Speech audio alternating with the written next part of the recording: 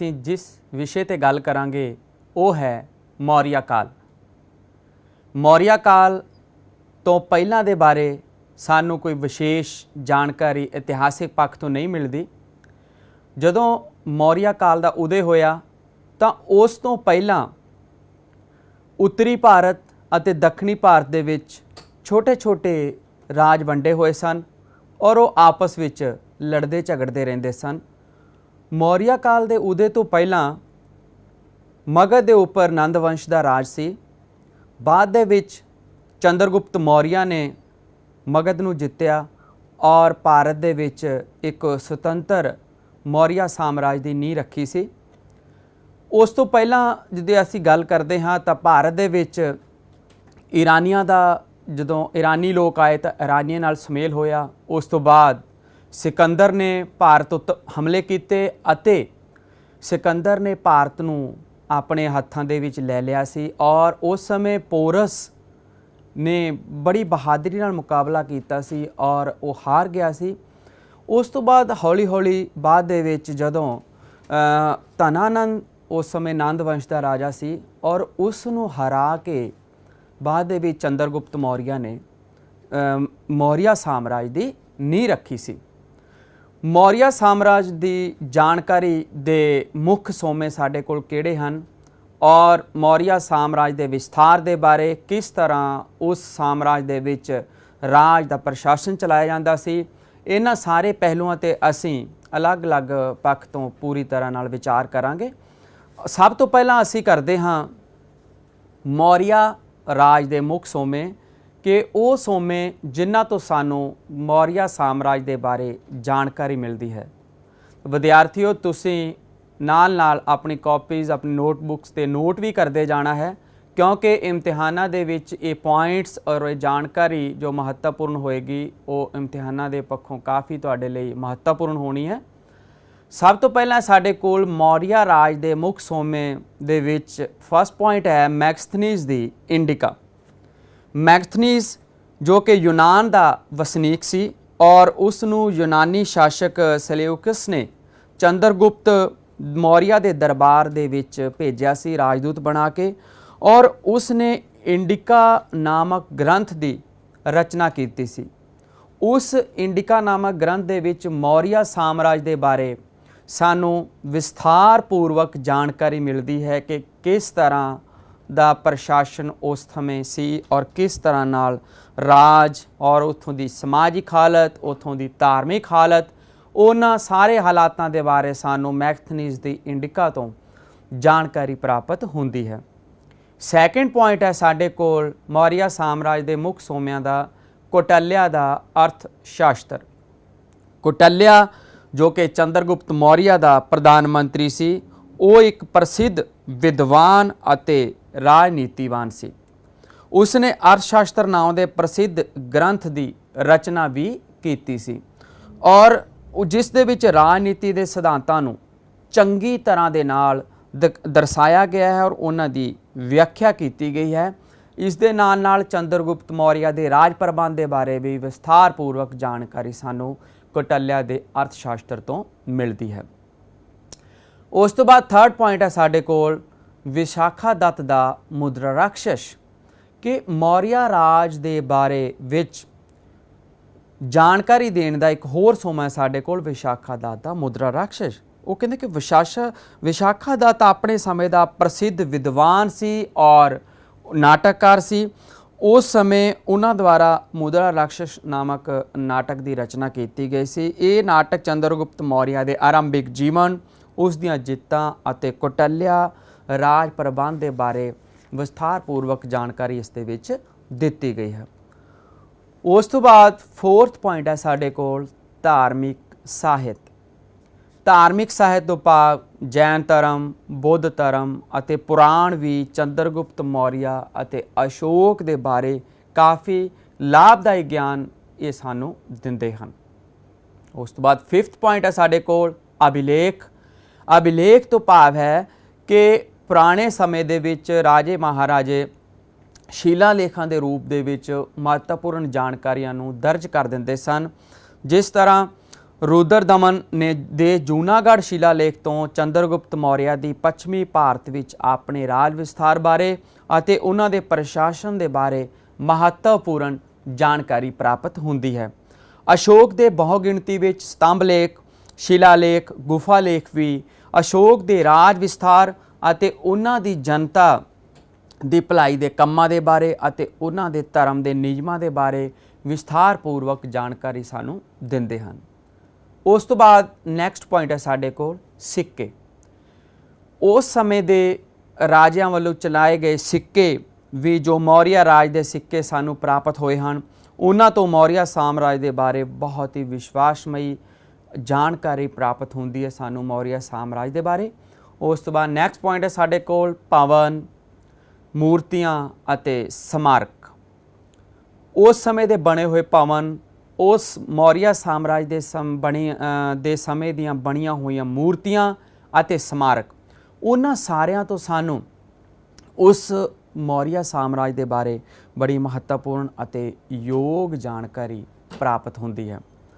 ਇਹ ਤਾਂ ਸੀ ਕਿ ਮੌਰੀਆ ਸਾਮਰਾਜ ਦੇ ਸਮੇਂ ਦੀ ਜਾਣਕਾਰੀ ਦੇਣ ਵਾਲੇ ਮੁੱਖ ਸੋਮੇ ਸਾਡੇ ਕੋਲ ਕਿਹੜੇ-ਕਿਹੜੇ ਹਨ, ਜਿਸ ਦੇ ਵਿੱਚ ਅਸੀਂ ਕੀਤਾ ਸੀ ਕਿ ਮੈਗਥਨੀਜ਼ ਦੀ ਇੰਡਿਕਾ, ਕੌਟਲਿਆ ਦਾ ਅਰਥਸ਼ਾਸਤਰ, ਵਿਸ਼ਾਖਾਦਾਤ ਦਾ ਮੁਦਰਾ ਰਾਕਸ਼ਸ, ਇਸੇ ਤਰ੍ਹਾਂ ਧਾਰਮਿਕ ਸਾਹਿਤ, ਅਭਿਲੇਖ, ਸਿੱਕੇ, ਭਵਨ, ਮੂਰਤੀਆਂ ਅਤੇ ਸਮਾਰਕ।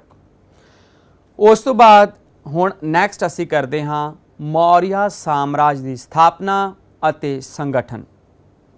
Establishment and consolidation of the Mauryans empire. ਇਸ ਦੇ ਵਿੱਚ ਕਿਹਾ ਜਾਂਦਾ ਹੈ ਕਿ ਮੌਰੀਆ ਸਾਮਰਾਜ ਦੀ ਸਥਾਪਨਾ ਚੰਦਰਗੁਪਤ ਮੌਰੀਆ ਨੇ ਕੀਤੀ ਸੀ। ਚੰਦਰਗੁਪਤ ਦੇ ਮਾਤਾ ਪਿਤਾ ਅਤੇ ਵੰਸ਼ ਦੇ ਬਾਰੇ ਕੁਝ ਨਿਸ਼ਚਿਤ ਰੂਪ ਵਿੱਚ ਕੁਝ ਨਹੀਂ ਕਿਹਾ ਜਾ ਸਕਦਾ ਕਿ ਮੁਦਰਾ ਰਾਕਸ਼ਸ ਦੇ ਕਰਤਾ ਵਿਸ਼ਾਖਾਦਾਤ ਦੇ ਅਨੁਸਾਰ ਉਸ ਦੀ ਮਾਂ ਮੌਰਾ ਸੀ, ਜੋ ਕਿ ਮੌਰਾ ਸ਼ੂਦਰ ਇਸਤਰੀ ਸੀ। ਲੇਕਿਨ ਕੁਝ ਇਤਿਹਾਸਕਾਰ ਮੰਨਦੇ ਹਨ ਕਿ ਉਸ ਦਾ ਸੰਬੰਧ ਕਸ਼ਤਰੀਆ ਵੰਸ਼ ਦੇ ਨਾਲ ਸੀ ਔਰ ਕਈ ਇਤਿਹਾਸਕਾਰ ਇਹ ਵੀ ਮੰਨਦੇ ਹਨ ਕਿ ਉਹ ਵੈਸ਼ ਸਨ। ਕਈ ਇਹ ਮੰਨਦੇ ਹਨ ਕਿ ਮੌਰਾ ਦੇ ਨਾਮ 'ਤੇ ਹੀ ਮੌਰੀਆ ਵੰਸ਼ ਜਿਹੜਾ ਉਹ ਪੈ ਗਿਆ ਸੀ ਉਸ ਸਮੇਂ ਰਾਜ। ਇਸ ਦੇ ਨਾਲ ਚੰਦਰਗੁਪਤ ਨੇ ਕੌਟਲਿਆ ਦੇ ਸਹਿਯੋਗ ਨਾਲ ਟੈਕਸਿਲਾ ਵਿੱਚ ਸਿੱਖਿਆ ਪ੍ਰਾਪਤ ਕੀਤੀ ਅਤੇ ਉਸ ਦੀ ਅਗਵਾਈ ਦੇ ਵਿੱਚ ਹੀ ਉਸਨੇ ਬਹੁਤ ਸਾਰੀਆਂ ਜਿੱਤਾਂ ਪ੍ਰਾਪਤ ਕੀਤੀਆਂ ਸਨ। ਉਸ ਨੇ ਇਸ ਸਾਮਰਾਜ ਨੂੰ ਕੁਸ਼ਲ ਪ੍ਰਸ਼ਾਸਨਿਕ ਸੰਗਠਨ ਦਿੱਤਾ ਅਤੇ ਇਸ ਤੋਂ ਪਹਿਲਾਂ ਭਾਰਤ ਬਹੁਤ ਛੋਟੇ-ਛੋਟੇ ਰਾਜਾਂ ਅਤੇ ਕਬੀਲਿਆਂ ਦੇ ਵਿੱਚ ਵੰਡਿਆ ਹੋਇਆ ਸੀ। ਉਸ ਸਮੇਂ ਵਿਦੇਸ਼ੀ ਸ਼ਕਤੀਆਂ ਜਿਵੇਂ ਕਿ ਸਿਕੰਦਰ ਨੇ ਭਾਰਤ ਦੇ ਉੱਪਰ ਹਮਲੇ ਕੀਤੇ ਸੀ ਪਹਿਲਾਂ, ਔਰ ਯੂਨਾਨੀਆਂ ਨੇ ਆਪਣਾ ਰਾਜ ਕਾਇਮ ਕਰ ਲਿਆ ਸੀ ਭਾਰਤ ਦੇ ਵਿੱਚ, ਉਹ ਵੀ ਬਹੁਤ ਜ਼ਿਆਦਾ ਜ਼ੋਰ ਫੜ ਰਹੇ ਸਨ। ਚੰਦਰਗੁਪਤ ਨੇ ਆਪਣੀ ਤਾਕਤ ਦੇ ਨਾਲ, ਆਪਣੇ ਦਿਮਾਗ ਦੇ ਨਾਲ, ਚਾਣਕਿਆ ਦੀ ਚਤੁਰਾਈ ਦੇ ਨਾਲ ਹਰ ਕਠਿਨਾਈ ਦਾ ਮੁਕਾਬਲਾ ਕੀਤਾ ਸੀ ਉਸਨੇ, ਔਰ ਮੌਰੀਆ ਸਾਮਰਾਜ ਦੀ ਸਥਾਪਨਾ ਕੀਤੀ ਸੀ। ਬਾਅਦ ਦੇ ਵਿੱਚ ਅਸ਼ੋਕ ਨੇ ਕਲਿੰਗ ਨੂੰ ਜਿੱਤ ਕੇ ਆਪਣੇ ਪ੍ਰਦੇਸ਼ਾਂ ਦੇ ਵਿੱਚ ਵਾਧਾ ਕੀਤਾ ਸੀਗਾ ਔਰ ਉਸਨੇ ਪ੍ਰਸ਼ਾਸਨ ਵਿੱਚ ਲੋਕ ਭਲਾਈ ਦੇ ਕੰਮ ਵੀ ਉਸ ਸਮੇਂ ਕੀਤੇ ਸਨ। ਸਭ ਤੋਂ ਪਹਿਲਾਂ ਅਸੀਂ ਕਰਦੇ ਹਾਂ ਕਿ ਚੰਦਰਗੁਪਤ ਮੌਰੀਆ ਅਧੀਨ ਮੌਰੀਆ ਸਾਮਰਾਜ ਦੀ ਸਥਾਪਨਾ ਅਤੇ ਵਿਸਥਾਰ, ਜਿਸ ਦੇ ਵਿੱਚ ਸਭ ਤੋਂ ਪਹਿਲਾਂ ਅਸੀਂ ਕਰਾਂਗੇ ਚੰਦਰਗੁਪਤ ਮੌਰੀਆ ਦੀਆਂ ਜਿੱਤਾਂ। ਇਸ ਦੇ ਵਿੱਚ ਵਿਦਿਆਰਥੀਓ ਤੁਸੀਂ ਦੇਖ ਸਕਦੇ ਹੋ ਕਿ ਸਾਹਮਣੇ ਸਕਰੀਨ ਦੇ ਉੱਪਰ ਇੱਕ ਮੈਪ ਦਿਖਾਇਆ ਗਿਆ ਹੈ। ਇਸ ਮੈਪ ਦੇ ਵਿੱਚ ਤੁਸੀਂ ਇਹ ਏਰੀਆ ਦੇਖ ਸਕਦੇ ਹੋ ਕਿ ਜੋ ਬਲੂ ਕਲਰ ਦਾ ਏਰੀਆ ਤੁਹਾਨੂੰ ਦਿਖ ਰਿਹਾ ਹੈ ਇਹ ਚੰਦਰਗੁਪਤ ਦਾ ਹੈ, ਔਰ ਨੀਚੇ ਜੋ ਤੁਸੀਂ ਦੇਖ ਰਹੇ ਹੋ ਸਾਰਾ ਮੌਰੀਆ ਸਾਮਰਾਜ ਉਹ ਦਿਖਾਇਆ ਗਿਆ ਹੈ ਕਿ ਓਵਰਆਲ ਇਹ ਸਾਰਾ ਏਰੀਆ ਜੋ ਕਲਰਡ ਤੁਹਾਨੂੰ ਦਿਖ ਰਿਹਾ ਹੈ ਇੰਡੀਆ, ਔਰ ਲੈਫਟ ਸਾਈਡ ਦੇ ਉੱਪਰ ਜੋ ਕਿ ਅੱਜ ਵਰਤਮਾਨ ਪਾਕਿਸਤਾਨ ਔਰ ਅਫਗਾਨਿਸਤਾਨ ਦਾ ਸਾਰਾ ਏਰੀਆ ਉਸ ਸਮੇਂ ਮੌਰੀਆ ਸਾਮਰਾਜ ਦਾ ਹਿੱਸਾ ਹੁੰਦਾ ਸੀ। ਚੰਦਰਗੁਪਤ ਮੌਰੀਆ ਦੀ ਜਿੱਤਾਂ ਦੀ ਅਸੀਂ ਗੱਲ ਕਰਦੇ ਹਾਂ, ਜਿਸ ਦੇ ਵਿੱਚ ਸਭ ਤੋਂ ਪਹਿਲੀ ਜਿੱਤ ਹੈ ਪੰਜਾਬ ਦੀ ਜਿੱਤ। ਉਸ ਸਮੇਂ ਜਦੋਂ ਸਿਕੰਦਰ ਭਾਰਤ ਵਿੱਚੋਂ ਚਲਾ ਗਿਆ ਸੀ ਤਾਂ ਉਸਦੇ ਜਿੱਤੇ ਹੋਏ ਇਲਾਕਿਆਂ ਦੇ ਵਿੱਚ ਗੜਬੜ ਮਚ ਗਈ ਸੀ, ਔਰ ਇਸ ਮੌਕੇ ਦਾ ਲਾਭ ਉਠਾਉਂਦੇ ਹੋਏ ਚੰਦਰਗੁਪਤ ਅਤੇ ਚਾਣਕਿਆ ਨੇ ਪੰਜਾਬ ਦੇ ਵੱਖ-ਵੱਖ ਭਾਗਾਂ ਦੇ ਵਿੱਚ ਕਈ ਕਬੀਲੇ ਸਨ ਔਰ ਖੁੰਖਾਰ ਜਾਤੀਆਂ ਸਨ, ਉਹਨਾਂ ਦੇ ਨਾਲ ਗੱਠਜੋੜ ਕਰ ਲਿਆ ਸੀ ਔਰ ਇੱਕ ਛੋਟੀ ਜਿਹੀ ਫੌਜ ਤਿਆਰ ਕਰ ਲਈ ਸੀ, ਔਰ ਉਸ ਸਾਰੀ ਫੌਜ ਦੀ ਕਮਾਂਡ ਚੰਦਰਗੁਪਤ ਨੇ ਆਪਣੇ ਹੱਥ ਦੇ ਵਿੱਚ ਲੈ ਲਈ ਸੀ ਔਰ ਉਸਨੇ ਉਸ ਸੈਨਾ ਦੀ ਸਹਾਇਤਾ ਨਾਲ ਔਰ ਚਾਣਕਿਆ ਦੇ ਦਿਮਾਗ ਦੇ ਨਾਲ ਯੂਨਾਨੀਆਂ ਵਿਰੁੱਧ ਆਜ਼ਾਦੀ ਦੇ ਲਈ ਬਗਾਵਤ ਕਰ ਦਿੱਤੀ ਸੀ ਔਰ ਯੂਨਾਨੀ ਹਾਕਮ ਤਾਂ ਪਹਿਲਾਂ ਹੀ ਹਿੱਲੇ ਹੋਏ ਸਨ। ਜਦੋਂ 323 ਈਸਵੀ ਪੂਰਵ ਦੇ ਵਿੱਚ ਸਿਕੰਦਰ ਦੀ ਮੌਤ ਹੋ ਗਈ ਸੀ ਤਾਂ ਉਸ ਦੀ ਮੌਤ ਤੋਂ ਬਾਅਦ ਤਾਂ ਇਹਨਾਂ ਨੇ ਚੰਦਰਗੁਪਤ ਨੇ ਬੁਰੇ ਤਰੀਕੇ ਨਾਲ ਇਹਨਾਂ ਨੂੰ ਹਰਾਇਆ ਸੀ ਯੂਨਾਨੀਆਂ ਨੂੰ ਔਰ ਪੰਜਾਬ ਦੇ ਵਿੱਚੋਂ ਬਾਹਰ ਕੱਢ ਦਿੱਤਾ ਸੀ। ਇਸ ਤਰ੍ਹਾਂ 322 321 ਈਸਵੀ ਪੂਰਵ ਦੇ ਲਗਭਗ ਚੰਦਰਗੁਪਤ ਮੌਰੀਆ ਨੇ ਪੰਜਾਬ ਦੇ ਉੱਪਰ ਆਪਣਾ ਅਧਿਕਾਰ ਕਰ ਲਿਆ ਸੀ। ਇਹ ਤਾਂ ਸੀ ਵਿਦਿਆਰਥੀਓ ਚੰਦਰਗੁਪਤ ਮੌਰੀਆ ਦੀ ਪੰਜਾਬ ਦੀ ਜਿੱਤ। ਨੈਕਸਟ ਅਸੀਂ ਕਰਦੇ ਹਾਂ ਮਗਧ ਦੀ ਜਿੱਤ। ਉਸ ਸਮੇਂ ਪੰਜਾਬ ਵਿੱਚ ਜਦੋਂ ਯੂਨਾਨੀਆਂ ਨੂੰ ਬਾਹਰ ਕੱਢਣ ਪਿੱਛੋਂ ਚੰਦਰਗੁਪਤ ਨੇ ਮਗਧ ਉੱਤੇ ਹਮਲਾ ਕਰਨ ਦੀ ਤਿਆਰੀ ਆਰੰਭ ਕਰ ਦਿੱਤੀ ਸੀ ਤਾਂ ਉਸ ਸਮੇਂ ਚਣਕਿਆ ਵੀ ਉਸ ਦੇ ਨਾਲ ਸੀਗਾ ਔਰ ਉਸ ਵੇਲੇ ਮਗਧ ਦੇ ਉੱਪਰ ਧਨਾਨੰਦ ਨਾਂ ਦਾ ਸ਼ਾਸਕ ਰਾਜ ਕਰਦਾ ਸੀ। ਨੰਦ ਵੰਸ਼ ਦਾ ਰਾਜ ਸੀ ਜੋ ਕਿ ਉਸ ਸਮੇਂ ਨੰਦ ਵੰਸ਼ ਦੇ ਸ਼ਾਸਕ ਬਹੁਤ ਹੀ ਵਿਲਾਸੀ ਅਤੇ ਅਯੋਗ ਹੁੰਦੇ ਸਨ। ਉਹ ਲੋਕਾਂ ਦੇ ਉੱਪਰ ਬਹੁਤ ਜ਼ਿਆਦਾ ਅਤਿਆਚਾਰ ਕਰਦੇ ਸਨ। ਲੇਕਿਨ ਇਹ ਵੀ ਮੰਨਿਆ ਜਾਂਦਾ ਹੈ ਕਿ ਨੰਦ ਰਾਜ ਦੇ ਕੋਲ ਬਹੁਤ ਹੀ ਭਾਰੀ ਸੈਨਾ ਸੀ ਜਿਸ ਦੇ ਵਿੱਚ 2 ਲੱਖ ਪੈਦਲ ਸੈਨਿਕ, 20,000 ਘੋੜਸਵਾਰ, 2,000 ਰੱਥ ਅਤੇ 3,000 ਹਾਥੀ ਸਨ। ਇੱਕ ਭਾਰੀ ਫੌਜ ਦੇ ਨਾਲ ਚੰਦਰਗੁਪਤ ਨੇ ਮਗਧ ਦੇ ਉੱਪਰ ਹਮਲਾ ਕਰ ਦਿੱਤਾ ਸੀ ਔਰ ਮਗਧ ਦੇ ਸ਼ਾਸਕ ਨੂੰ ਇਸ ਦੇ ਬਾਰੇ ਪਤਾ ਸੀ ਲੇਕਿਨ ਉਸ ਨੂੰ ਆਪਣੇ ਉੱਪਰ ਹੰਕਾਰ ਸੀ ਔਰ ਬਹੁਤ ਬਾਅਦ ਦੇ ਵਿੱਚ ਉਸਨੇ ਆਪਣੇ ਸੈਨਾਪਤੀ ਪਦਸਾਲ ਨੂੰ ਬਹੁਤ ਭਾਰੀ ਫੌਜ ਦੇ ਕੇ ਚੰਦਰਗੁਪਤ ਦਾ ਮੁਕਾਬਲਾ ਕਰਨ ਲਈ ਭੇਜਿਆ। ਲੇਕਿਨ ਇਸ ਭਿਆਨਕ ਲੜਾਈ ਦੇ ਵਿੱਚ ਬਾਅਦ ਦੇ ਵਿੱਚ ਨੰਦ ਵੰਸ਼ ਦੀ ਹਾਰ ਹੋਈ ਸੀਗੀ, ਨੰਦ ਰਾਜੇ ਦੀ, ਔਰ ਚੰਦਰਗੁਪਤ ਮੌਰੀਆ ਦੀ ਜਿੱਤ ਹੋਈ ਸੀ ਚੰਦਰਗੁਪਤ ਦੀ। ਇਸ ਤਰ੍ਹਾਂ ਮਗਧ ਦੇ ਉੱਪਰ ਵੀ 322 ਈਸਵੀ ਪੂਰਵ ਦੇ ਵਿੱਚ ਚੰਦਰਗੁਪਤ ਨੇ ਆਪਣਾ ਅਧਿਕਾਰ ਕਰ ਲਿਆ ਸੀ। ਚੰਦਰਗੁਪਤ ਇਸ ਵੇਲੇ ਤੱਕ ਲਗਭਗ ਉੱਤਰੀ ਭਾਰਤ ਦਾ ਸਾਰੇ ਉੱਤਰੀ ਭਾਰਤ ਦਾ ਮਾਲਕ ਬਣ ਚੁੱਕਾ ਸੀ ਔਰ ਉਸਨੇ 322 321 ਈਸਵੀ ਪੂਰਵ ਦੇ ਵਿੱਚ ਤਾਜਪੋਸ਼ੀ ਦਾ ਕੰਮ ਵੀ ਕਰ ਲਿਆ ਸੀ। ਉਸ ਤੋਂ ਬਾਅਦ ਨੈਕਸਟ ਜਿੱਤ ਹੈ ਸਾਡੇ ਕੋਲ ਸਲਿਊਕਸ ਨਾਲ ਯੁੱਧ ਔਰ ਸਲਿਊਕਸ ਨੂੰ ਵੀ ਚੰਦਰਗੁਪਤ ਨੇ ਹਰਾਇਆ ਸੀ। ਸਲਿਊਕਸ ਜਿਹੜਾ ਕਿ ਸਿਕੰਦਰ ਦੇ ਹਾਰੇ ਹੋਏ ਇਲਾਕਿਆਂ ਨੂੰ ਆਪਣੇ ਅਧੀਨ ਕਰਨਾ ਚਾਹੁੰਦਾ ਸੀਗਾ ਔਰ ਉਸਨੇ ਉਸ ਵੇਲੇ ਕਹਿੰਦੇ ਕਿ ਭਾਰਤ ਉੱਤੇ ਕਬਜ਼ਾ ਕਰਨ ਦੇ ਲਈ 305 ਈਸਵੀ ਪੂਰਵ ਦੇ ਵਿੱਚ ਹਮਲਾ ਕੀਤਾ ਸੀਗਾ ਔਰ ਉਸ ਸਮੇਂ ਇਹ ਮੰਨਿਆ ਜਾਂਦਾ ਹੈ ਕਿ ਉਸ ਵੇਲੇ ਸਲਿਊਕਸ ਨੂੰ ਬਹੁਤ ਬੁਰੀ ਤਰ੍ਹਾਂ ਹਰਾਇਆ ਸੀ। ਔਰ ਇਸ ਤੋਂ ਵੀ ਸਾਨੂੰ ਇਹ ਵੀ ਪਤਾ ਲੱਗਦਾ ਹੈ ਕਿ ਸਲਿਊਕਸ ਨੂੰ ਹਰਾਉਣ ਤੋਂ ਬਾਅਦ ਵੀ ਚੰਦਰਗੁਪਤ ਨੇ ਆਪਣੇ ਇੱਕ ਵਿਸ਼ਾਲ ਸਾਮਰਾਜ ਦੀ ਉਸ ਵੇਲੇ ਸਥਾਪਨਾ ਕਰ ਲਈ ਸੀ। ਸਲਿਊਕਸ ਨੇ ਹਾਰਨ ਤੋਂ ਬਾਅਦ ਆਪਣੀ ਪੁੱਤਰੀ ਹੈਲਨ ਦਾ ਵਿਆਹ ਚੰਦਰਗੁਪਤ ਨਾਲ ਕਰ ਦਿੱਤਾ ਸੀ ਔਰ ਨਾਲ ਹੀ ਉਸਨੇ ਆਪਣੇ 4 ਇਲਾਕੇ ਹਰਾਤ, ਕੰਧਾਰ, ਬਲੋਚਿਸਤਾਨ, ਕਾਬੁਲ ਔਰ ਨਾਲ ਹੀ 500 ਹਾਥੀ ਵੀ ਚੰਦਰਗੁਪਤ ਨੂੰ ਦਿੱਤੇ ਸਨ। ਇਸ ਤਰ੍ਹਾਂ ਚੰਦਰਗੁਪਤ ਨਾਲ ਸਲਿਊਕਸ ਦੇ ਸੰਬੰਧ ਉਸ ਵੇਲੇ ਬੜੇ ਹੀ ਚੰਗੇ ਹੋ ਗਏ ਸਨ। ਨੈਕਸਟ ਪੁਆਇੰਟ ਹੈ ਸਾਡੇ ਕੋਲ ਪੱਛਮੀ ਭਾਰਤ ਦੀ ਜਿੱਤ।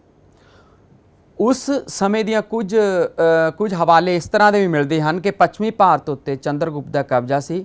ਭਾਵ ਅੱਜ ਦੇ ਗੁਜਰਾਤ ਅਤੇ ਗੁਜਰਾਤ ਦੇ ਕਾਠੀਆਵਾੜ ਉਸ ਰਾਜ ਦੇ ਭਾਗ ਸਨ ਅਤੇ ਰਾਜਾ ਰੁਦਰਦਮਨ ਦੇ ਗਿਰਨਾਰ ਸ਼ਿਲਾਲੇਖ ਵਿੱਚ ਵੀ ਇਸ ਚੀਜ਼ ਦਾ ਸਾਨੂੰ ਦੇਖਣ ਨੂੰ ਮਿਲਦਾ ਹੈ ਕਿ ਉਸ ਸਮੇਂ ਜੋ ਪੱਛਮੀ ਭਾਰਤ ਸੀ ਉਹ ਵੀ ਸਾਰਾ ਚੰਦਰਗੁਪਤ ਦੇ ਅੰਡਰ ਹੀ ਹੁੰਦਾ ਸੀ।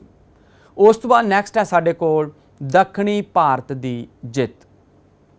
ਦੱਖਣੀ ਭਾਰਤ ਇਹ ਮੰਨਿਆ ਜਾਂਦਾ ਹੈ ਕਿ ਭਾਰਤ ਦੇ ਦੱਖਣੀ ਇਲਾਕਿਆਂ ਉੱਤੇ ਵੀ ਚੰਦਰਗੁਪਤ ਨੇ ਆਪਣਾ ਅਧਿਕਾਰ ਕਰ ਲਿਆ ਸੀ ਕਿ ਅਸ਼ੋਕ ਦੇ ਉਸ ਸਮੇਂ ਸਿੱਧਪੁਰ ਅਤੇ ਮਾਸਕੀ ਜਿਨ੍ਹਾਂ ਨੂੰ ਮੈਸੂਰ ਅਤੇ ਹੈਦਰਾਬਾਦ ਕਿਹਾ ਜਾਂਦਾ ਹੈ ਦੇ ਸ਼ਿਲਾਲੇਖ ਇਹ ਸਿੱਧ ਕਰਦੇ ਹਨ ਕਿ ਇਹ ਪ੍ਰਦੇਸ਼ ਵੀ ਮੌਰੀਆ ਸਾਮਰਾਜ ਦਾ ਹਿੱਸਾ ਸਨ। ਅਸ਼ੋਕ ਨੇ ਖੁਦ ਇੱਕ ਸ਼ਿਲਾਲੇਖ ਦੇ ਵਿੱਚ ਇਹ ਸਵੀਕਾਰ ਕੀਤਾ ਹੈ ਕਿ ਕਲਿੰਗ ਉੱਤੇ ਉਸਨੇ ਜਿੱਤ ਪ੍ਰਾਪਤ ਕੀਤੀ ਸੀ। ਇਸ ਤੋਂ ਇਹ ਸਿੱਧ ਹੁੰਦਾ ਹੈ ਕਿ ਚੰਦਰਗੁਪਤ ਨੇ ਦੱਖਣ ਦਾ ਇਲਾਕਾ ਮੈਸੂਰ ਤੋਂ ਹੈਦਰਾਬਾਦ ਤੱਕ ਜਿੱਤਿਆ ਹੋਇਆ ਸੀ ਜੋ ਕਿ ਅਸ਼ੋਕ ਨੂੰ ਵਿਰਸੇ ਦੇ ਵਿੱਚ ਪ੍ਰਾਪਤ ਹੋਇਆ ਸੀ। 6th ਪੁਆਇੰਟ ਹੈ ਸਾਡੇ ਕੋਲ ਚੰਦਰਗੁਪਤ ਦੇ ਸਾਮਰਾਜ ਦਾ ਵਿਸਥਾਰ। ਇਹ ਠੀਕ ਹੈ ਕਿ ਚੰਦਰਗੁਪਤ ਦੀਆਂ ਜਿੱਤਾਂ ਦਾ ਵੇਰਵਾ ਸਾਨੂੰ ਪੂਰੀ ਤਰ੍ਹਾਂ ਨਹੀਂ ਮਿਲਦਾ ਪਰ ਇਸ ਗੱਲ ਤੋਂ ਕੋਈ ਇਨਕਾਰ ਨਹੀਂ ਕਰ ਸਕਦਾ ਕਿ ਥੋੜੇ ਹੀ ਸਮੇਂ ਦੇ ਵਿੱਚ ਮਗਧ ਰਾਜ ਨੂੰ ਇੱਕ ਵਿਸ਼ਾਲ ਸਾਮਰਾਜ ਬਣਾ ਦਿੱਤਾ ਗਿਆ ਸੀ ਔਰ ਉਸ ਦੇ ਸਾਮਰਾਜ ਦੇ ਵਿੱਚ ਸਾਰੇ ਭਾਰਤ ਦੇ ਵਿੱਚੋਂ ਕਸ਼ਮੀਰ, ਕਲਿੰਗ ਅਤੇ ਸਿੰਧ ਨੂੰ ਛੱਡ ਕੇ ਸਾਰਾ ਬਲੋਚਿਸਤਾਨ ਅਤੇ ਆਧੁਨਿਕ ਅਫਗਾਨਿਸਤਾਨ ਵੀ ਉਸ ਦੇ ਰਾਜ ਦੇ ਵਿੱਚ ਸ਼ਾਮਲ ਸੀ। ਉਸ ਦਾ ਰਾਜ ਪੂਰਬੀ ਬੰਗਾਲ ਤੋਂ ਲੈ ਕੇ ਉੱਤਰ ਪੱਛਮ ਵਿੱਚ ਹਿੰਦੂ ਕੁਸ਼ ਪਹਾੜ ਤੋਂ ਲੈ ਕੇ ਪੱਛਮ ਵਿੱਚ ਅਰਬ ਸਾਗਰ ਤਾਈਂ ਉਹ ਫੈਲਿਆ ਹੋਇਆ ਸੀ। ਦੱਖਣ ਦੇ ਵਿੱਚ ਉਸ ਦੇ ਰਾਜ ਦੀ ਹੱਦ ਨਰਮਦਾ ਅਤੇ ਵਿੰਧਿਆਚਲ ਪਹਾੜ ਸੀ। ਉਸ ਦੇ ਸਾਮਰਾਜ ਦਾ ਰਾਜਧਾਨੀ ਦਾ ਨਾਮ ਪਾਟਲੀਪੁੱਤਰ ਸੀ। ਇਸ ਤਰ੍ਹਾਂ ਅਸੀਂ ਦੇਖਿਆ ਕਿ ਚੰਦਰਗੁਪਤ ਮੌਰੀਆ ਦੀਆਂ ਜਿੱਤਾਂ ਦੇ ਬਾਰੇ ਅਸੀਂ ਜਾਣਿਆ, ਜਿਸ ਦੇ ਵਿੱਚ ਉਸਨੇ ਪੰਜਾਬ ਨੂੰ ਜਿੱਤਿਆ। ਫਿਰ ਮਗਧ ਦੀ ਜਿੱਤ, ਤੁਸੀਂ ਮੈਪ ਵੀ ਦੇਖ ਰਹੇ ਹੋ ਜਿਸ ਦੇ ਵਿੱਚ ਭਾਰਤ ਦੇ ਨਕਸ਼ੇ ਦੇ ਵਿੱਚ ਰਾਈਟ ਸਾਈਡ ਦੇ ਉੱਪਰ ਮਗਧ ਦਾ ਇਲਾਕਾ ਦਿਖਾਇਆ ਗਿਆ ਹੈ। ਉਸ ਤੋਂ ਬਾਅਦ ਸਲਿਊਕਸ ਨਾਲ ਯੁੱਧ, ਪੱਛਮੀ ਭਾਰਤ ਦੀ ਜਿੱਤ, ਦੱਖਣੀ ਭਾਰਤ ਦੀ ਜਿੱਤ ਅਤੇ ਚੰਦਰਗੁਪਤ ਦੇ ਸਾਮਰਾਜ ਦੇ ਵਿਸਥਾਰ ਦੇ ਬਾਰੇ ਅਸੀਂ ਪੜ੍ਹਿਆ। ਉਸ ਤੋਂ ਬਾਅਦ ਨੈਕਸਟ ਹੈ ਅਸੀਂ ਕਰਦੇ ਹਾਂ ਕਿ ਚੰਦਰਗੁਪਤ ਤੋਂ ਬਾਅਦ ਉਸ ਦਾ ਬੇਟਾ ਬਿੰਦੂਸਾਰ ਸੀ। ਬਿੰਦੂਸਾਰ ਦੇ ਅਧੀਨ ਮੌਰੀਆ ਰਾਜ ਦਾ ਵਿਸਥਾਰ 298 ਈਸਵੀ ਤੋਂ 273 ਈਸਵੀ ਪੂਰਵ। ਚੰਦਰਗੁਪਤ ਦੀ ਮੌਤ ਤੋਂ ਪਿੱਛੋਂ ਉਸ ਦਾ ਪੁੱਤਰ ਬਿੰਦੂਸਾਰ ਮੌਰੀਆ ਰਾਜ ਸਿੰਘਾਸਨ ਤੇ 298 ਈਸਵੀ ਪੂਰਵ ਦੇ ਵਿੱਚ ਬੈਠਿਆ ਸੀ। ਉਸ ਨੇ ਲਗਭਗ 25 ਸਾਲ 298 ਈਸਵੀ ਪੂਰਵ ਤੋਂ ਲੈ ਕੇ 273 ਈਸਵੀ ਪੂਰਵ ਤੱਕ ਉਸਨੇ ਰਾਜ ਕੀਤਾ ਸੀ। ਔਰ ਕੁਝ ਇਤਿਹਾਸਕਾਰਾਂ ਦਾ ਵਿਚਾਰ ਹੈ ਕਿ ਬਿੰਦੂਸਾਰ ਇੱਕ ਬਹੁਤ ਹੀ ਨਿਡਰ ਯੋਧਾ ਅਤੇ ਬਹਾਦਰ ਸੈਨਾਪਤੀ ਸੀ, ਜਿਸ ਨੇ ਦੱਖਣੀ ਭਾਰਤ ਦੀ ਜਿੱਤ ਪ੍ਰਾਪਤ ਕੀਤੀ ਸੀ। ਤਿੱਬਤੀ ਇਤਿਹਾਸਕਾਰ ਤਾਰਾਚੰਦ ਦਾ ਵਿਚਾਰ ਹੈ ਕਿ ਬਿੰਦੂਸਾਰ ਨੇ ਪੂਰਬੀ ਅਤੇ ਪੱਛਮੀ ਸਮੁੰਦਰਾਂ ਦੇ ਦੇਸ਼ ਜਿੱਤ ਲਏ ਸਨ। ਇਹ ਇੱਕ ਇਤਿਹਾਸਿਕ ਸੱਚਾਈ ਹੈ ਕਿ ਦੱਖਣੀ ਭਾਰਤ ਉੱਤੇ ਮੌਰੀਆ ਵੰਸ਼ ਦਾ ਰਾਜ ਅਸ਼ੋਕ ਤੋਂ ਪਹਿਲਾਂ ਹੀ ਸਥਾਪਿਤ ਹੋ ਚੁੱਕਾ ਸੀ। ਇਹਨਾਂ ਉੱਤੇ ਅਧਿਕਾਰ ਚੰਦਰਗੁਪਤ ਮੌਰੀਆ ਜਾਂ ਬਿੰਦੂਸਾਰ ਨੇ ਕੀਤਾ, ਇਸ ਦੇ ਬਾਰੇ ਪੂਰੇ ਤਰ੍ਹਾਂ ਨਾਲ ਕੁਝ ਨਹੀਂ ਕਿਹਾ ਜਾ ਸਕਦਾ। ਉਸ ਤੋਂ ਬਾਅਦ ਨੈਕਸਟ ਹੈ ਸਾਡੇ ਕੋਲ ਅਸ਼ੋਕ ਦੇ ਅਧੀਨ ਮੌਰੀਆ ਸਾਮਰਾਜ ਦਾ ਵਿਸਥਾਰ। ਅਸ਼ੋਕ ਜੋ ਕਿ ਬਿੰਦੂਸਾਰ ਦਾ ਬੇਟਾ ਸੀ, ਅਸ਼ੋਕ ਬਿੰਦੂਸਾਰ ਦੀ ਮੌਤ ਤੋਂ ਬਾਅਦ ਅਸ਼ੋਕ ਗੱਦੀ ਦੇ ਉੱਪਰ ਬੈਠਿਆ ਸੀ ਔਰ 3-4 ਸਾਲ ਉਸ ਨੂੰ ਗੱਦੀ ਦੇ ਲਈ ਗ੍ਰਹਿ ਯੁੱਧ ਲੜਨਾ ਪਿਆ ਸੀਗਾ। ਉਹ ਕਹਿੰਦੇ ਕਿ 273 ਈਸਵੀ ਪੂਰਵ ਦੇ ਵਿੱਚ ਬੈਠੇ ਸਨ, ਪਰ ਉਹਨਾਂ ਦਾ ਰਾਜ ਤਿਲਕ 4 ਸਾਲ ਪਿੱਛੋਂ 269 ਈਸਵੀ ਪੂਰਵ ਦੇ ਵਿੱਚ ਹੋਇਆ ਸੀਗਾ। ਉਹ ਜਦੋਂ ਗੱਦੀ ਤੇ ਬੈਠਿਆ ਸੀ ਤਾਂ ਉਸਨੇ ਪ੍ਰਿਆਦਰਸ਼ੀ ਅਤੇ ਦੇਵਨਾਮ ਪ੍ਰਿਆ ਨਾਂ ਦੀਆਂ ਉਪਾਧੀਆਂ ਧਾਰਨ ਕੀਤੀਆਂ ਸੀਗੀਆਂ। ਪਰੰਪਰਾਵਾਂ ਇਹ ਦੱਸਦੀਆਂ ਹਨ ਕਿ ਅਸ਼ੋਕ ਇੱਕ ਬਹੁਤ ਹੀ ਅਤਿਆਚਾਰੀ ਰਾਜਾ ਸੀ, ਪਰ ਬੁੱਧ ਧਰਮ ਗ੍ਰਹਿਣ ਕਰਨ ਤੋਂ ਪਿੱਛੋਂ ਉਹ ਇੱਕ ਲੋਕ ਹਿੱਤਕਾਰੀ, ਲੋਕਾਂ ਦੇ ਹਿੱਤ ਵਾਸਤੇ ਹੀ ਉਸਨੇ ਆਪਣਾ ਸਾਰਾ ਜੀਵਨ ਬਤੀਤ ਕਰ ਦਿੱਤਾ ਸੀ। ਨੈਕਸਟ ਹੈ ਸਾਡੇ ਕੋਲ ਕਲਿੰਗਾ ਦੀ ਜਿੱਤ, ਕਨਕੁਐਸਟ ਆਫ ਕਲਿੰਗਾ। ਇਸ ਦੇ ਵਿੱਚ ਹੈ ਪਹਿਲਾਂ ਕਿ ਕਲਿੰਗਾ, ਕਿਉਂਕਿ ਕਲਿੰਗਾ ਦੀ ਜਿੱਤ ਜਦੋਂ ਉਸਨੇ ਜਿੱਤੀ ਔਰ ਸਿਰਫ ਇੱਕੋ ਇਲਾਕਾ ਹੀ ਇਹ ਰਹਿ ਗਿਆ ਸੀਗਾ, ਇਹ ਪ੍ਰਦੇਸ਼ ਕਲਿੰਗਾ, ਜੋ ਕਿ ਉਸ ਨੂੰ ਪੂਰਵਜਾਂ ਵੱਲੋਂ ਨਹੀਂ ਮਿਲਿਆ ਸੀ। ਬਾਕੀ ਸਾਰਾ ਇਲਾਕਾ ਉਹਨਾਂ ਨੂੰ ਆਪਣੇ ਪੂਰਵਜ ਵੱਲੋਂ ਅਸ਼ੋਕ ਨੂੰ ਪ੍ਰਾਪਤ ਹੋਇਆ ਸੀ, ਆਪਣੇ ਚੰਦਰਗੁਪਤ ਮੌਰੀਆ ਜੋ ਕਿ ਉਸਦੇ ਦਾਦਾ ਸਨ ਔਰ ਉਸਦੇ ਪਿਤਾ ਬਿੰਦੂਸਾਰ ਵੱਲੋਂ ਬਹੁਤ ਵੱਡਾ ਇਲਾਕਾ ਉਸ ਨੂੰ ਵਿਰਾਸਤ ਵਿੱਚ ਮਿਲਿਆ ਸੀ। ਇੱਕੋ ਹੀ ਇਲਾਕਾ ਸੀ ਜੋ ਕਿ ਕਲਿੰਗਾ। ਔਰ ਸ਼ਿਲਾਲੇਖ 12 ਦੇ ਵਿੱਚ ਦੱਸਿਆ ਗਿਆ ਕਿ ਉਸਨੇ ਕੇਵਲ ਕਲਿੰਗ ਦੀ ਜਿੱਤ ਪ੍ਰਾਪਤ ਕੀਤੀ ਸੀਗੀ ਔਰ ਇਹ ਵੀ ਦੱਸਿਆ ਗਿਆ ਹੈ ਕਿ ਤਾਜਪੋਸ਼ੀ ਤੋਂ ਕੋਈ 8 ਸਾਲ ਪਿੱਛੋਂ ਇਹ ਜਿੱਤ ਉਸਨੇ ਪ੍ਰਾਪਤ ਕੀਤੀ ਸੀ। ਕਲਿੰਗਾ ਜੋ ਕਿ ਵਰਤਮਾਨ ਉੜੀਸਾ ਪ੍ਰਾਂਤ ਦੇ ਵਿੱਚ ਹੈਗਾ। ਪਿਲਨੀ ਦੱਸਦਾ ਹੈ ਕਿ ਕਲਿੰਗਾ ਦੇ ਰਾਜੇ ਪਾਸ ਵੀ ਬਹੁਤ ਵੱਡੀ ਫੌਜ ਸੀ ਔਰ ਉਸ ਸਾਰੀ ਫੌਜ ਨੂੰ ਹਰਾਇਆ ਸੀ ਅਸ਼ੋਕ ਨੇ। ਔਰ ਇਸ ਕਲਿੰਗਾ ਦੇ ਯੁੱਧ ਦੇ ਵਿੱਚ ਬਹੁਤ ਹੀ ਜਾਨੀ ਮਾਲੀ ਨੁਕਸਾਨ ਹੋਇਆ ਸੀ, ਖੂਨ ਦੀਆਂ ਨਦੀਆਂ ਵਗ ਤੁਰੀਆਂ ਸਨ। ਕਲਿੰਗਾ ਦੇ ਰਾਜੇ ਦੇ ਬਾਰੇ ਨਹੀਂ ਪਤਾ ਲੱਗਦਾ, ਲੇਕਿਨ ਅਸ਼ੋਕ ਸ਼ਿਲਾਲੇਖ ਦੱਸਦਾ ਹੈ ਕਿ ਉਸ ਸਮੇਂ 1.5 ਲੱਖ ਲੋਕਾਂ ਨੂੰ ਦੇਸ਼ ਨਿਕਾਲਾ ਦੇ ਦਿੱਤਾ ਗਿਆ ਸੀ ਔਰ 1 ਲੱਖ ਲੋਕ ਉਸ ਯੁੱਧ ਦੇ ਵਿੱਚ ਮਾਰੇ ਗਏ ਸਨ ਔਰ ਇਸ ਤੋਂ ਵੀ ਕਈ ਗੁਣਾ ਜ਼ਿਆਦਾ ਇਸ ਯੁੱਧ ਦੇ ਵਿੱਚ ਜ਼ਖਮੀ ਹੋ ਗਏ ਸਨ। ਇਸ ਤਰ੍ਹਾਂ ਦੇ ਖੂਨ ਖਰਾਬੇ ਤੋਂ ਪਿੱਛੋਂ ਅਸ਼ੋਕ ਨੇ ਕਲਿੰਗਾ ਉੱਤੇ ਜਿੱਤ ਪ੍ਰਾਪਤ ਕੀਤੀ ਸੀ ਔਰ ਅਸ਼ੋਕ ਨੇ ਕਲਿੰਗਾ ਨੂੰ ਆਪਣੇ ਸਾਮਰਾਜ ਦੇ ਵਿੱਚ ਮਿਲਾ ਲਿਆ ਸੀ। ਉਸ ਦੀ ਰਾਜਧਾਨੀ ਦਾ ਨਾਮ ਉਸ ਸਮੇਂ ਤੋਸ਼ਾਲੀ ਸੀ।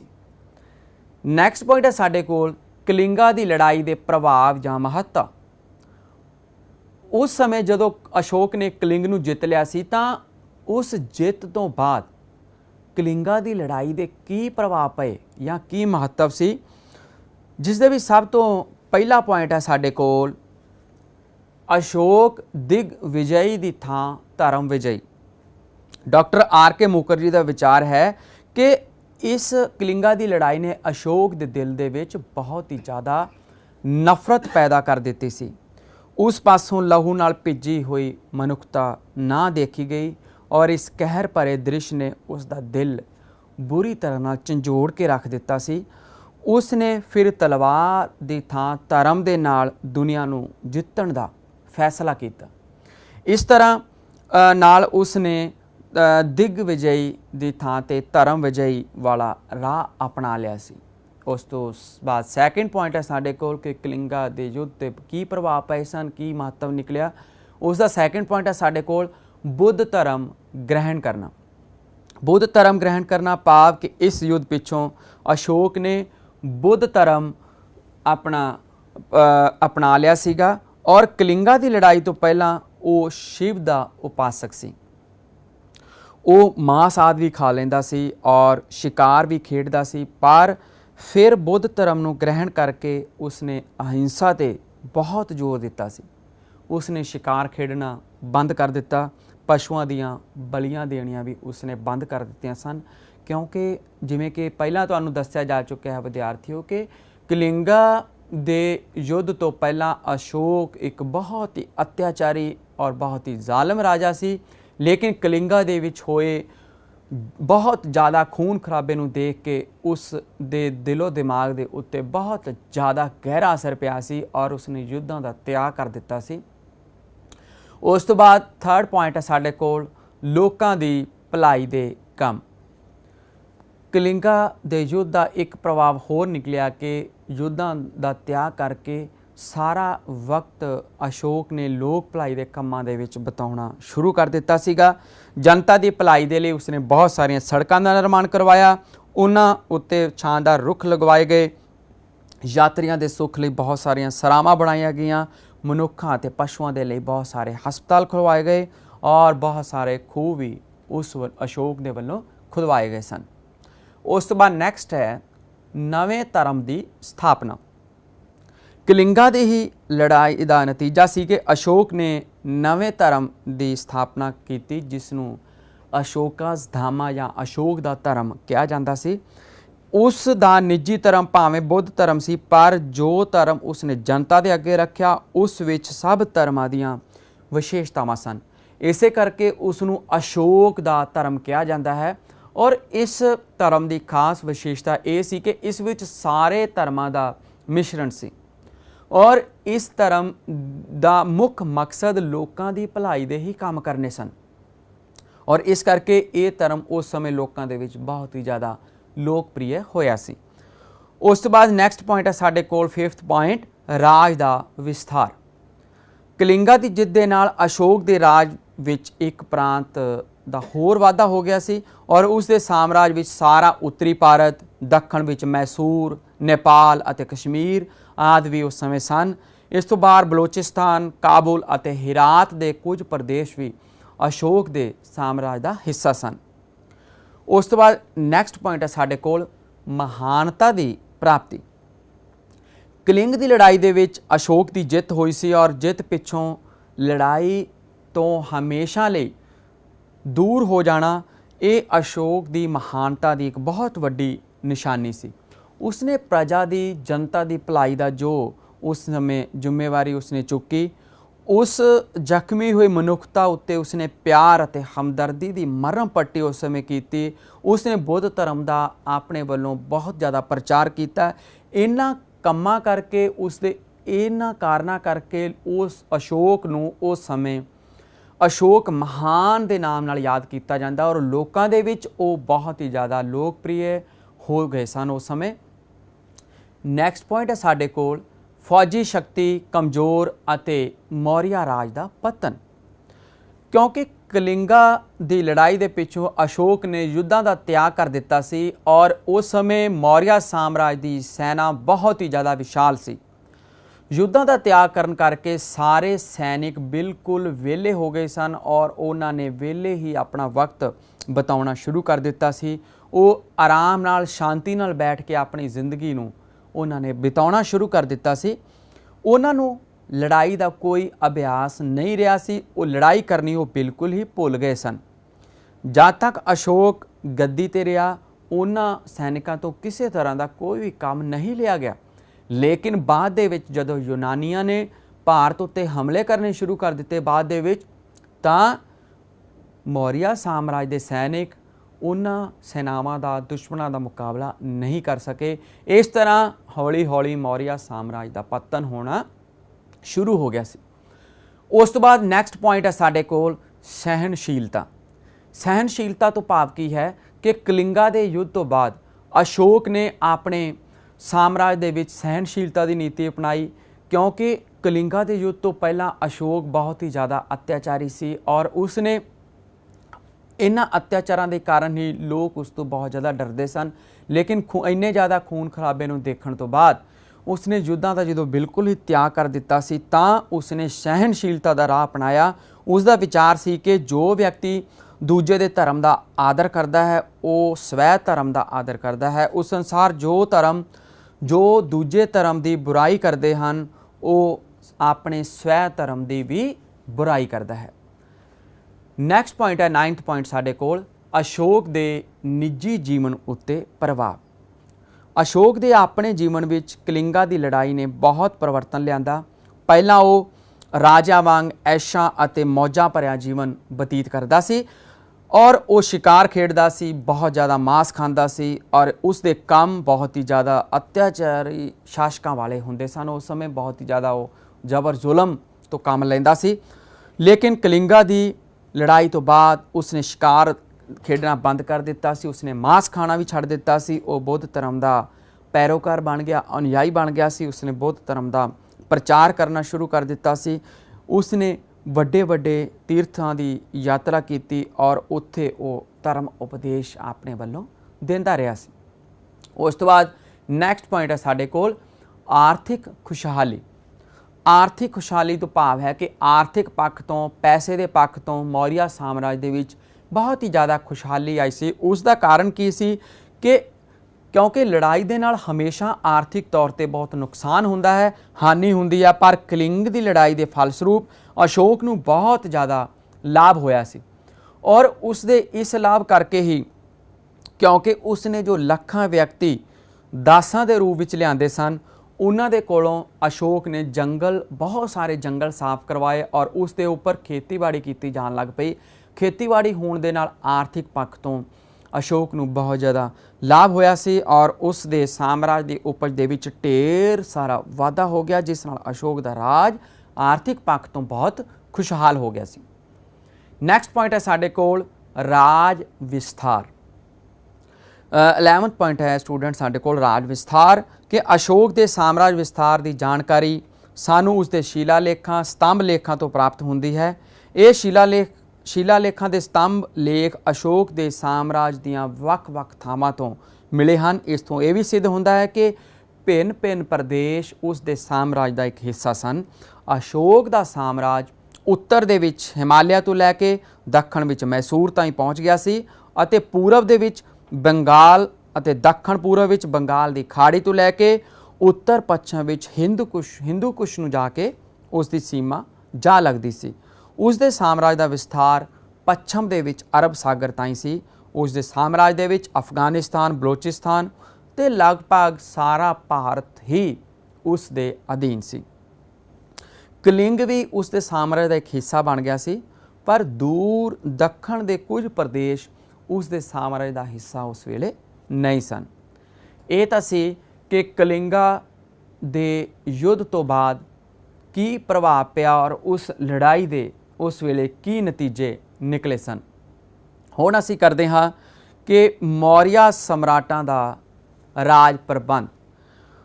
ਚੰਦਰਗੁਪਤ ਮੌਰੀਆ ਜਿੱਥੇ ਇੱਕ ਮਹਾਨ ਜੇਤੂ ਸੀ, ਉੱਥੇ ਉਹ ਇੱਕ ਮਹਾਨ ਰਾਜ ਪ੍ਰਬੰਧਕ ਵੀ ਸੀ। ਉਸ ਤੋਂ ਪਿੱਛੋਂ ਉਹਨਾਂ ਦੇ ਪੋਤੇ ਅਸ਼ੋਕ ਨੇ ਵੀ ਬਹੁਤ ਚੰਗੇ ਤਰੀਕੇ ਨਾਲ ਰਾਜ ਪ੍ਰਬੰਧ ਚਲਾਇਆ ਸੀ ਔਰ ਬਹੁਤ ਸਾਰੇ ਉਸ ਸਮੇਂ ਸੁਧਾਰ ਵੀ ਕੀਤੇ ਸਨ। ਸਭ ਤੋਂ ਪਹਿਲਾਂ ਅਸੀਂ ਕਰਦੇ ਹਾਂ ਕੇਂਦਰੀ ਪ੍ਰਬੰਧ ਦੇ ਬਾਰੇ, ਕਿ ਮੌਰੀਆ ਸਮਰਾਟਾਂ ਦੇ ਰਾਜ ਪ੍ਰਬੰਧ ਦੇ ਵਿੱਚ ਸਭ ਤੋਂ ਫਸਟ ਅਸੀਂ ਕਰਦੇ ਹਾਂ ਕੇਂਦਰੀ ਪ੍ਰਬੰਧ।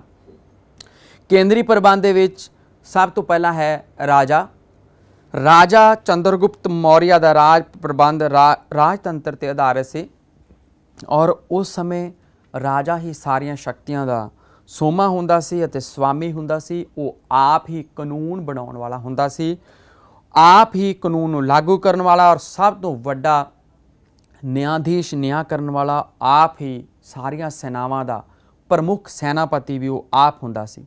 ਭਾਵ ਕਿ ਰਾਜਾ ਆਪ ਹੁਦਰਾ ਹੁੰਦਾ ਸੀ, ਉਸ ਕੋਲ ਅਸੀਮਤ ਸ਼ਕਤੀਆਂ ਹੁੰਦੀਆਂ ਸਨ।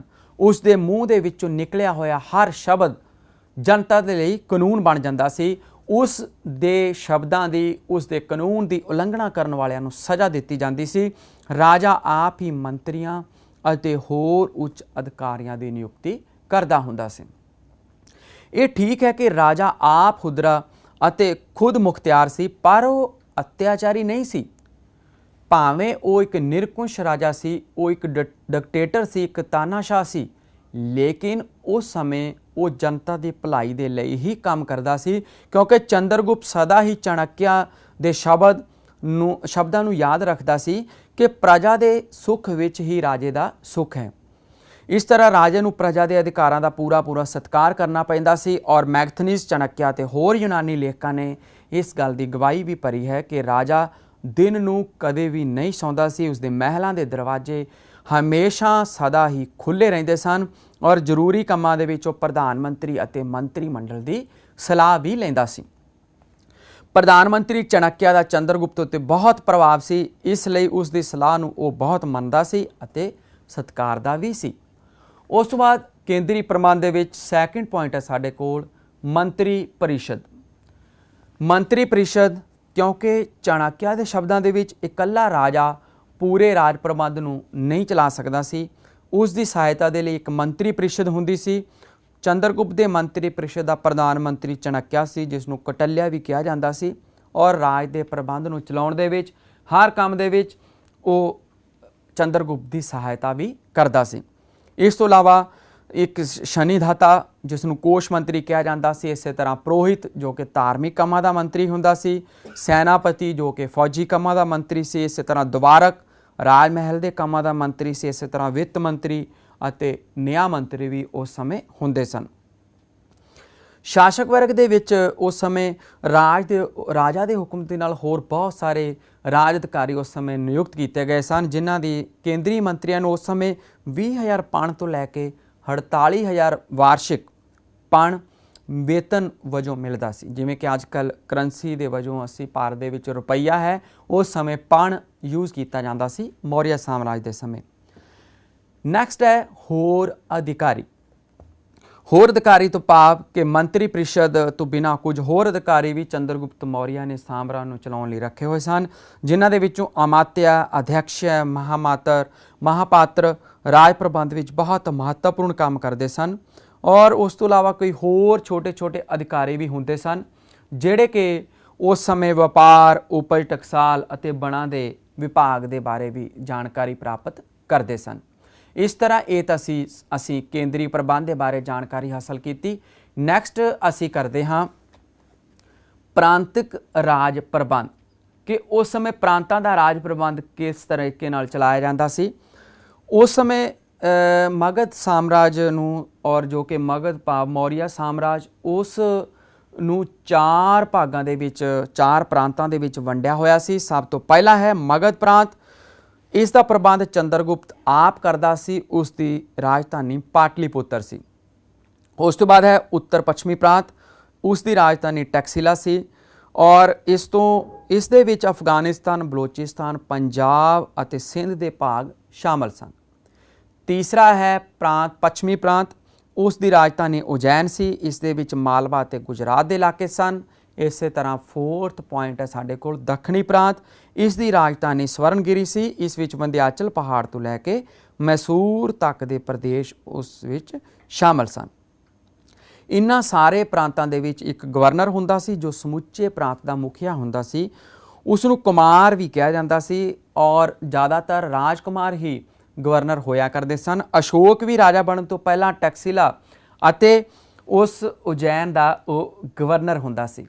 ਇਸ ਤਰ੍ਹਾਂ ਅਸੀਂ ਦੇਖਦੇ ਹਾਂ ਕਿ ਉਸ ਸਮੇਂ ਮੌਰੀਆ ਸਾਮਰਾਜ ਨੂੰ, ਪੂਰੇ ਰਾਜ ਨੂੰ 4 ਪ੍ਰਾਂਤਾਂ ਦੇ ਵਿੱਚ ਵੰਡਿਆ ਹੋਇਆ ਸੀ।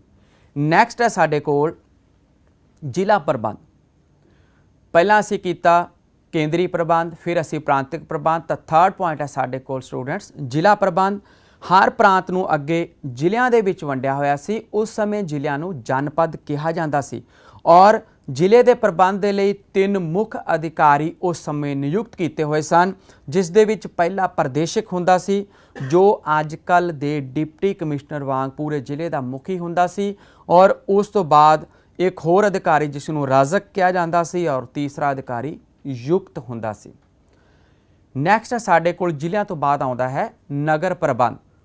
ਉਸ ਸਮੇਂ ਚੰਦਰਗੁਪਤ ਮੌਰੀਆ ਦੇ ਸਮੇਂ ਵੱਡੇ ਵੱਡੇ ਨਗਰਾਂ ਦਾ ਪ੍ਰਬੰਧ ਅੱਜ ਕੱਲ੍ਹ ਦੀਆਂ ਮਿਊਨਿਸਪਲ ਕਮੇਟੀਆਂ ਦੇ ਵਾਂਗ ਜਿਸ ਤਰ੍ਹਾਂ ਹਰ ਸ਼ਹਿਰ ਦੇ ਵਿੱਚ ਮਿਊਨਿਸਪਲ ਕਮੇਟੀਆਂ ਹਨ, ਉਸੇ ਤਰ੍ਹਾਂ ਨਗਰ ਪ੍ਰਬੰਧ ਵੀ ਉਸ ਸਮੇਂ ਹੁੰਦਾ ਸੀ।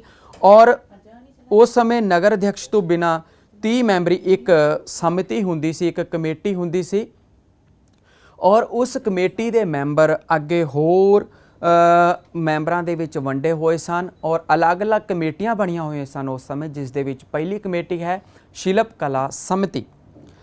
ਇਹ ਸਮਿਤੀ ਸ਼ਿਲਪ ਕਲਾ ਦੀ ਦੇਖਭਾਲ ਕਰਦੀ ਸੀ ਕਿ ਕਾਰੀਗਰਾਂ ਦੇ ਕੰਮ ਕਰਨ ਦਾ ਸਮਾਂ ਨਿਸ਼ਚਿਤ ਕਰਨਾ, ਉਹਨਾਂ ਦੀਆਂ ਤਨਖਾਹਾਂ ਨਿਸ਼ਚਿਤ ਕਰਨੀਆਂ, ਇਸ ਤਰ੍ਹਾਂ। ਉਸ ਤੋਂ ਬਾਅਦ ਨੈਕਸਟ ਹੈ ਸਾਡੇ ਕੋਲ ਜਨਗਣਨਾ ਸਮਿਤੀ। ਉਸ ਸਮੇਂ ਇਹ ਸਮਿਤੀ ਲੋਕਾਂ ਦੇ ਜਨਮ ਅਤੇ ਮਰਨ ਦਾ ਹਿਸਾਬ ਰੱਖਦੀ ਸੀ ਤਾਂ ਜੋ ਕਰ ਲਗਾਉਣ ਦੇ ਵਿੱਚ ਕੋਈ ਤਕਲੀਫ ਨਾ ਹੋਵੇ। ਇਸੇ ਤਰ੍ਹਾਂ ਵਪਾਰ ਸਮਿਤੀ ਸੀ ਜੋ ਕਿ ਵਪਾਰ ਦੇ ਸਾਰੇ ਪ੍ਰਬੰਧ ਦੀ ਦੇਖ ਰੇਖ ਕਰਦੀ ਸੀ। ਉਸ ਤੋਂ ਬਾਅਦ ਨੈਕਸਟ ਹੈ ਉਦਯੋਗ ਸਮਿਤੀ। ਇਹ ਸਮਿਤੀ ਕਾਰਖਾਨੇ ਵਿੱਚ ਤਿਆਰ ਕੀਤੀਆਂ ਹੋਈਆਂ ਚੀਜ਼ਾਂ ਦੀ ਦੇਖਭਾਲ ਕਰਦੀ ਸੀ। ਉਸ ਤੋਂ ਬਾਅਦ ਹੈ ਕਰ ਸਮਿਤੀ ਕਿ ਕਿਹੜੀ ਚੀਜ਼ ਤੇ ਕਿੰਨਾ ਕਰ ਲਾਉਣਾ ਹੈ, ਉਹ ਸਮਿਤੀ ਇਸ ਚੀਜ਼ ਦੀ ਦੇਖਭਾਲ ਕਰਦੀ ਸੀ। ਉਸ ਤੋਂ ਬਾਅਦ ਨੈਕਸਟ ਹੈ ਪਿੰਡਾਂ ਦਾ ਪ੍ਰਬੰਧ। ਪਿੰਡ ਦਾ ਮੁਖੀਆ ਉਸ ਸਮੇਂ ਗ੍ਰਾਮਣੀ ਹੁੰਦਾ ਸੀਗਾ ਔਰ ਪਿੰਡਾਂ ਦੇ ਵਿੱਚ ਇੱਕ ਪੰਚਾਇਤ ਵੀ ਹੁੰਦੀ ਸੀ ਜੋ ਹਰ ਤਰੀਕੇ ਦੇ ਨਾਲ ਛੋਟੇ-ਛੋਟੇ ਝਗੜਿਆਂ ਦਾ ਨਿਪਟਾਰਾ ਕਰਦੀ ਸੀ। ਉਸ ਤੋਂ ਬਾਅਦ ਨੈਕਸਟ ਹੈ ਨਿਆਂ ਪ੍ਰਬੰਧ ਜੁਡੀਸ਼ੀਅਲ ਸਿਸਟਮ। ਮੌਰੀਆ ਸਾਮਰਾਜ ਦੇ ਸਮੇਂ ਨਿਆਂ ਪ੍ਰਬੰਧ ਬਹੁਤ ਹੀ ਜ਼ਿਆਦਾ ਕਠੋਰ ਔਰ ਸਖਤ ਹੁੰਦਾ ਸੀ। ਉਸ ਸਮੇਂ ਸਜ਼ਾਵਾਂ ਬਹੁਤ ਹੀ ਜ਼ਿਆਦਾ ਕਠੋਰ ਅਤੇ ਸਖਤ ਦਿੱਤੀਆਂ ਜਾਂਦੀਆਂ ਸਨ ਔਰ ਭਾਰੀ ਜੁਰਮਾਨੇ ਵੀ ਉਸ ਸਮੇਂ ਕੀਤੇ ਜਾਂਦੇ ਸਨ। ਉਸ ਤੋਂ ਬਾਅਦ ਨੈਕਸਟ ਹੈ ਵਿੱਤ ਪ੍ਰਬੰਧ। ਵਿੱਤ ਪ੍ਰਬੰਧ ਦੇ ਵਿੱਚ ਹੈ ਪਹਿਲਾ ਪੁਆਇੰਟ ਹੈ ਭੂਮੀ ਕਰ।